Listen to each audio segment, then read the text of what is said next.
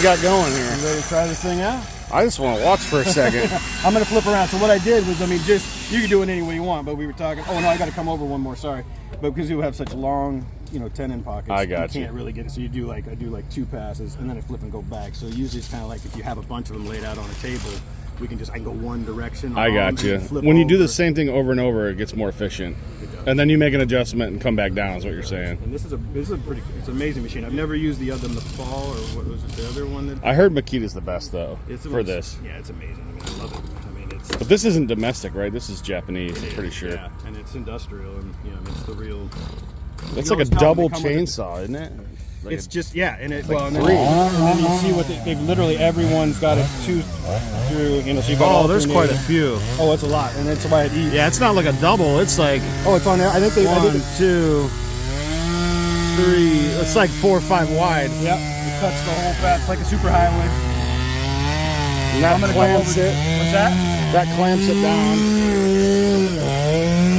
You go all the way through on this? No, this one we're actually pretty shut because you know we're going. What's happening is we're going. This is going to be shouldered an inch. Okay. So then this pocket is 6 1/4. So then the pocket. So the shoulder carries the weight then. Yeah, I got you. So then this will. So then everything will drop down into it. But so 6 1/4, then a 1 inch. So we really got a 5 1/4, 5 inch cast, tenon that we're putting on. Right? So. Dan was rude with this chainsaw. He was what? Rude with this chainsaw. What'd he do? We're trying to film here. Gotta do what we gotta do. I know.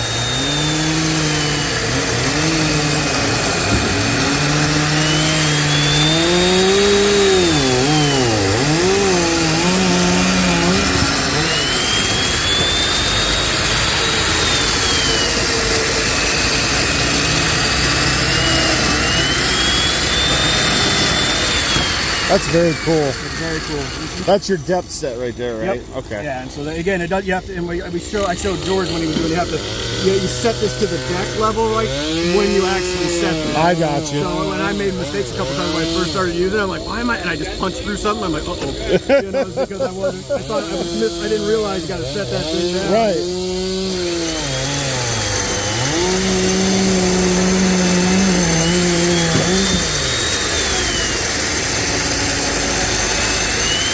Yeah, we'll have to get you on this later because I want to. Yeah.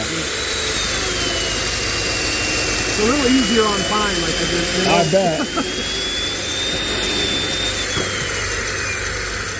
Have you gotten yourself with it? Like your skin? Actually, today was probably the closest I've come. No, Good. Never. Thankfully, I usually just I let it spin down and kind of stay out of the You don't come back from an injury like that. No, you don't. Yeah. That's permanent.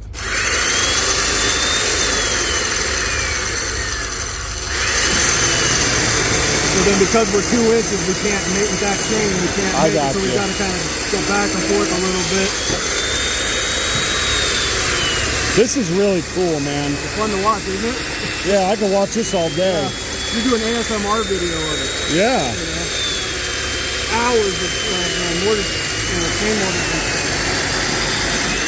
So then I come back and tweak to do a little clean. Sure. Now we're set, and we'll just go right down and eat this for the next.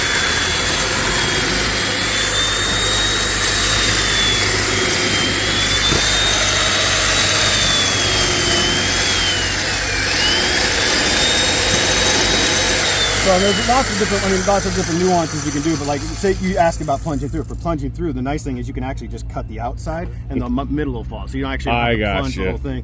Now, of course, I have to put, that's math almost, so I have to like sit there and think about it sometimes. But so now I'm going to spin around and I'm going to do this. I'm going to come back and so I can zero out this edge on both of them. I got you. Work backwards. So I'm going to just spin it around. I'll come over here. Actually, I'm going to start back over here. Oops.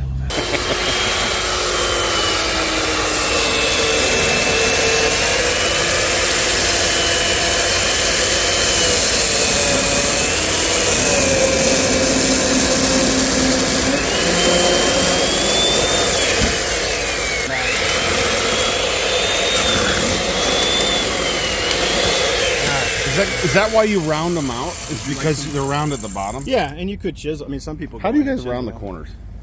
What's the secret? It's so simple. So simple. There's like a bunch of different ways you could actually do it.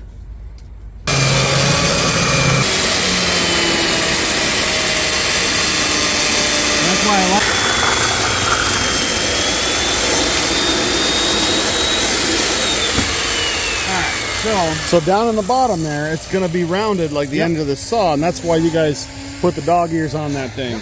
Okay. I mean, some people will go in and chisel it out, and you can do that, but I mean, it's just as easy, and you'll see a little bit later how we get that out, and it's just real simple, and then you can sand it and shape it if you need it.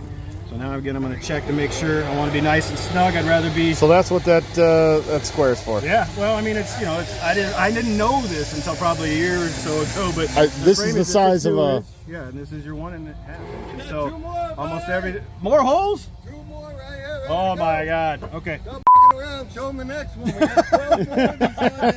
You didn't even know everything today, right? Holy. That's funny. There it goes. YouTube's over. So we might have, like I noticed, like sometimes you'll get a little bit of, like if it's offset, there's a tiny little bump ridge in there. I'll come back later if we need to. And I could clean it out. Clean that out. Yeah, and you could chisel it, or you could just go back in with this guy. I got you. What's that? Yeah, but you'll see it. Yeah, actually. Oh, yeah. Sure, you want to hit that again? We have a bunch of stuff in there. Wow. So I'll show you. I don't know if you can see it, but you'll see there's a little ridge where my offset was a little bit off. So you can see like right here, so there's there ridges, and there, and I don't know if they're really like within 1/8 of an inch, but if they become problematic, I got you. So it's just like a little, and both little of them peaks down in there. Both of them are probably the same way with the way I do it.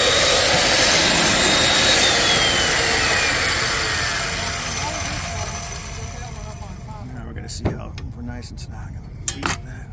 I think we just take these and just put them on top of That's perfect fit, man. Nice. It's nice, little snug, but perfectly snug. So we can always like you don't want it exactly too, right? No, it's a little more, or you wouldn't be able to get this thing in and out. No, it's better to be a little snug too, because then again, like we talked about, we don't even have to come back with this. We can just take a chisel and go in there old school. Clean it up if you need to. Clean it up if you need to. So, all right, I'm gonna flip around and go. Have you guys worn one of these out yet? The blades? Or? No, the machine. No, I break everything else though. Oh, has Dan worn one of these out? Nope. No, this thing's substantial. The only thing you do is and this gets dull, you replace the blade. They're very expensive. Blades are, I mean, $300. Huh? $300, or I think he's the cheapest we've got. It's like $300. Can you sharpen them, or is it pretty much? There's a place we send them off to, and it's like I would say it's $40. I got you. It's cheaper than a blade. Yeah, and it runs a long. I mean, it runs a long time. I can tell. And there's there's so much meat on them. I think you could sharpen them for quite a while. Especially depending on the wood. I mean, we do a lot of oak, and so you figure that's. Well, whoever's sharpening this for Dan, you guys need to let me know, and then he needs to get some credit for. That's true. I don't. A guy like me, like everything you guys buy, I'm buying. Like I'm serious. I bought your jigs. Yeah. I even have your prison shank. I love the prison shank.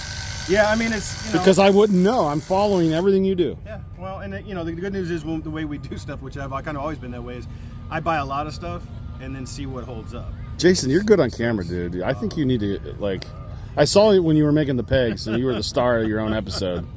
I get so nervous, man. Nick wants to know who sharpens the blades on the person. I sent him to New Mexico. New Mexico? Yeah. There's only 2 blade sharpeners in the United States. They're $500 a blade. Are they really? And it's like $40 a sharpen, Jason said. Yeah, by the time you get it back, 65. Is that what it was? Dan's like $40, right? Yeah, plus shipping. Oh, plus shipping. I'll do it. Let him finish these holes and we'll all work. I want to watch how you guys work together first. We'll get you set up.